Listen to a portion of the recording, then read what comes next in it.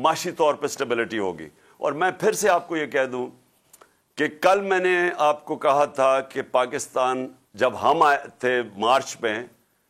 تو پاکستان کا جو رسک ہے، یعنی اپنے قرضوں کی قسطیں واپس کرنے میں جو رسک تھی یا خطرہ تھا وہ 5% تھا۔ کل وہ 64.5% پہ پہنچ گیا تھا، اور آج صبح جو آج آپ اخبار پڑھیں تو 75% پہ پہنچ گیا ہے۔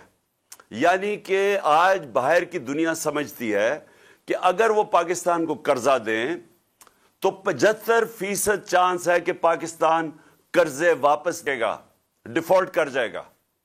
اور یہ اتنا خطرناک ہے کیونکہ جب یہ دنیا یہ دیکھتی ہے تو کوئی باہر کی دنیا پاکستان میں سرمایہ کاری نہیں کرے گی، کوئی بھی کمرشل بینکس بیرونی پاکستان کو قرضے نہیں دیں گے۔ اور اندر بھی جب لوگوں کو یہ خطرہ ہو کہ پاکستان ڈیفالٹ پہ جائے گا تو ڈیفالٹ کا مطلب پھر میں آج آپ سب کو بتا دوں، اس کا مطلب یہ ہے کہ اگر ہم اپنے قرضوں کی قسطیں واپس نہیں کرتے تو باہر سے سارا ڈالر آنے ختم ہو جائیں گے، اور ڈالر جب کم ہو جائیں گے، اور جب وہ کم ہوں گے تو ڈالر کی قیمت اوپر چلی جائے گی، روپیہ گر جائے گا، اور جب روپیہ گرے گا تو اس ملک میں ایک اور طوفان مہنگائی کا آئے گا۔ تیل، بجلی، پٹرول، جتنی چیزیں باہر سے منگواتے ہیں وہ سب مہنگی ہو جائیں گی، ہر چیز مہنگی ہو جائے گی۔ تو ایک تو مہنگائی آئے گی اور غربت بڑھے گی، دوسرا اگر آج میں سرمایہ کاری کرنا چاہتا ہوں تو میں سوچوں گا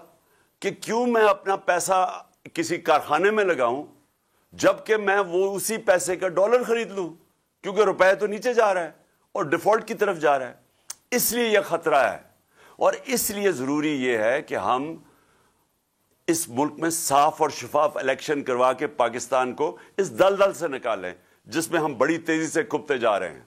تو یہ پھر سے یاد